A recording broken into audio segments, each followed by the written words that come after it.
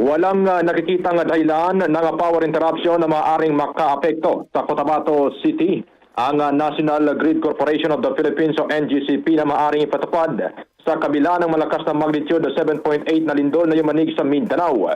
Sinabi sa DXMY ni NGCP Government Relation and Regional Affairs Lead Specialist Engineer Bernadette Buak na wala namang umanong naitalang major damage sa kanilang mga transmission line maliban na lamang sa mga linya ng kanilang mga kooperatiba na sanhi na mga pagkawala ng power supply.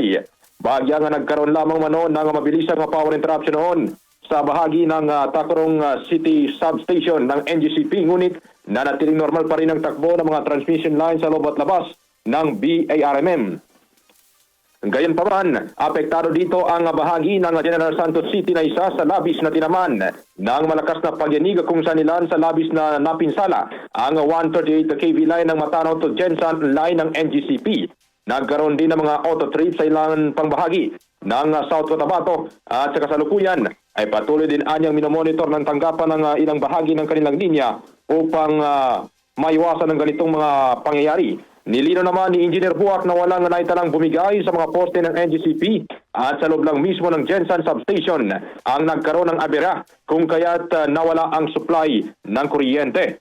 Sa huli, nanindigan din ng NGCP sa kanilang mandato na magbigay ng power supply sa buong franchise area nito at kung may abera ni Engineer Buak ay kagad itong tutugunan ng ahensya sa lalong madaling panahon at sa abot na rin ng kanilang makakaya. Narito ang naging maikling panayam kay Engineer Buak ng NGCP. Normal po ang ating Sultan Kudarat Substation supplying entire Cotabato City and parts of Maguindanao del Sur, parts of Maguindanao del Norte, and parts of Cotelco, Palma.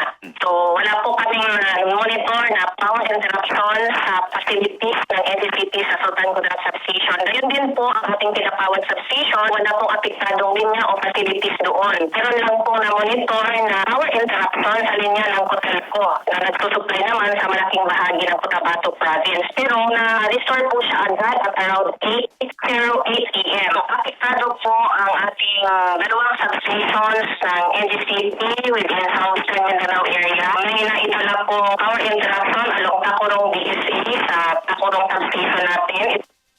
At yan ang report kasama mo sa DXMY 90.9 RMN Cotabato. Radyo Man Julie Mapalaw, Tatak RMN. RMN Network News.